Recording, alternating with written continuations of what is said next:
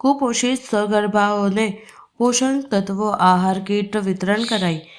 સાવલીના PHC centre ખાતે સમાજસેવી સંસ્થા અને ખાનગી કંપનીના જનભાગીદારીથી તાલુકા આરોગ્ય અધિકારીની પ્રેરણાથી સાવલી તાલુકાની કુપોષિત સગર્ભા મહિલાને પોષણ તત્વો ધરાવતી ન્યુટ્રિશન કીટનું વિતરણ કરવામાં આવ્યું। ઇસ્માઇલથી સંસ્થાના અનાથ બાળકોને ધાબળાનું વિતરણ કરાયું।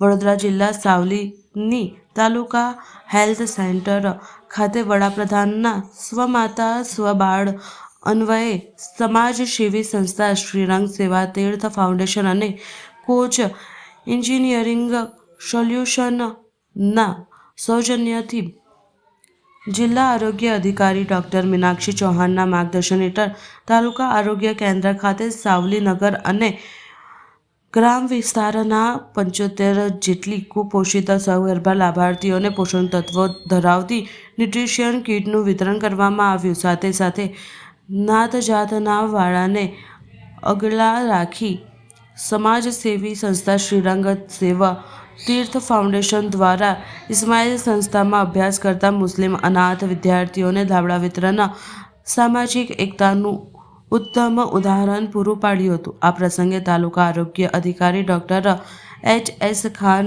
કોચ એન્જિનિયરિંગ સોલ્યુશન કંપનીના પ્રતિનિધિ, શ્રીરંગ સેવા તીર્થ ફાઉન્ડેશનના કનુભાઈ લિંબાચિયા, જયેશભાઈ દેસાઈ, વિરેન્દ્રસિંહ રાજ, અરવિંદભાઈ રાઠવા સહિત અગ્રણીઓ ઉપસ્થિત રહ્યા હતા। 12/2025ના રોજ સાવલી તાલુકામાં શ્રી સગર્ભા બહેનો 75ને Koch engineering solution company private limited Bhadarva Moxi તેમજ શ્રી રંગ સેવાતીર્થ ફાઉન્ડેશન તરસાલી વડોદરા દ્વારા વિતરણ કરવામાં આવેલ।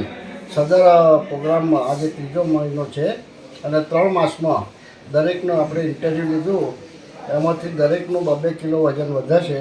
એટલે આજે લગભગ એક બહેનનું 36 કિલોમાંથી 46 કિલો વજન થયેલ છે અને ખરેખર આ કીટથી માતા અને બાળક બેવનું જોખમ ઓછું થાય છે અને આવનાર બાળક ભવિષ્યમાં સારું ઉજ્જવળ ભવિષ્ય લઈ જન્મે એવી અપેક્ષા સહ કોચ એન્જિનિયરિંગ કંપનીનો શ્રી રંગ સેવાતીર્થ ફાઉન્ડેશન તેમજ સાવલી તાલુકા હેલ્થ ઓફિસર એમનો ખૂબ ખૂબ આભાર વ્યક્ત કરે છે અને ભવિષ્યમાં પણ આવી સેવાઓ ચાલુ રાખે એવી અપેક્ષા સહ આભાર।